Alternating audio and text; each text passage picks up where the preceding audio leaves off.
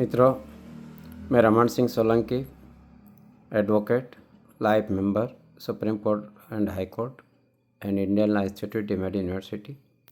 मित्रों, यह मेरा 22वां एपिसोड है और मैं आपके समक्ष विक्रय के संबंध में खरीदी बेचान के जो सौदे होते हैं, प्लाट के, फ्लैट के, कृषि भूमि के, इसके संबंध में मैं आपको पिछले वीडियो में बताया था।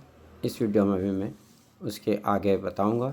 इसके लिए यदि कोई भी वकील या अभिभाषक इसमें पैरवी करता है तो उसको इसका ज्ञान होता ही है, परंतु जन सामान्य को इसका ज्ञान नहीं होता है।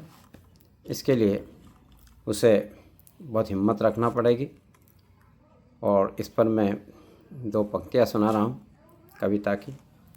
वार पर प्रहार कर, धार तलवार कर, मार काट काट कर, सिर धड़ काट कर। वार पर प्रहार कर, धार तलवार कर, मार काट काट कर, सिर धड़ काट कर। जटा कटा कटा फटा, सख्त वार वार पर, रक्त रक्त धार धार, इधर उधर झार झार। यहाँ वहाँ जहाँ तहाँ, खचा खच उड़ा धुआं। यहाँ वहाँ जहाँ तहाँ, खचा खच उड़ा धुआं। गुबार से भरा जहाँ, गुबार से भरा जहाँ, महाराणा का वार वहाँ, महाराणा का वार वहाँ, महाराणा का वार वहाँ।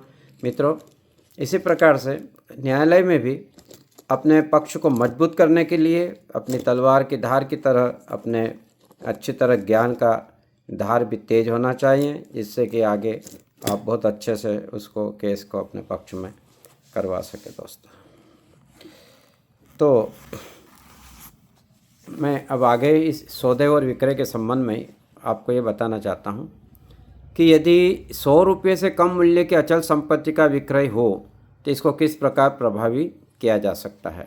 इसे स्पष्ट किया गया है। मध्य प्रदेश उच्च न्यायालय ने इस संबंध में निम्न तरीके बताए हैं। इसको या तो पंजीकृत दस्तावेज के द्वारा संपादित किया जा सकता है अथवा इसे आधिपत्य परिधान करके भी किया जा सकता है।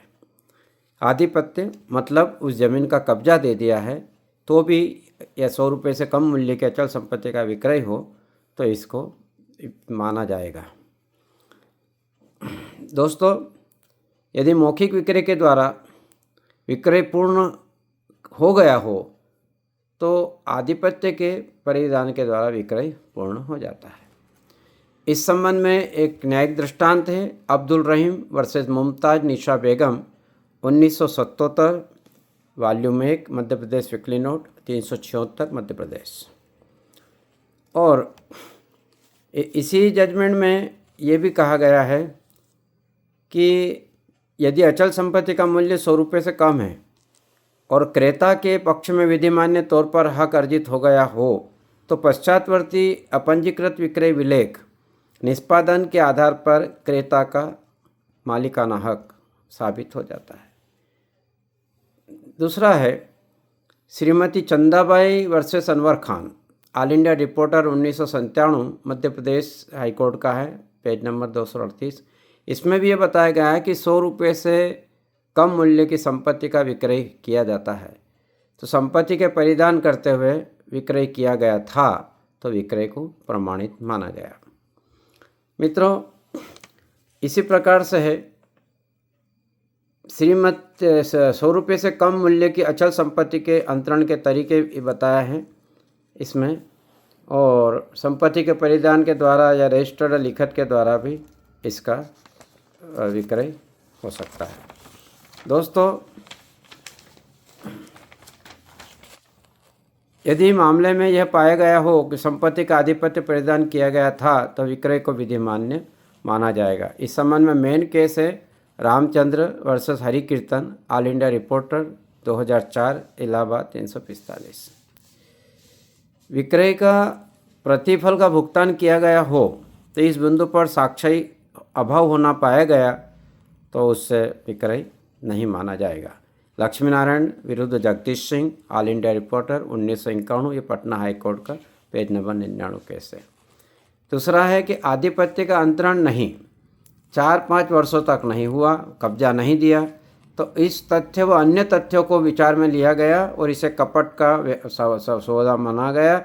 यह है कि बलराम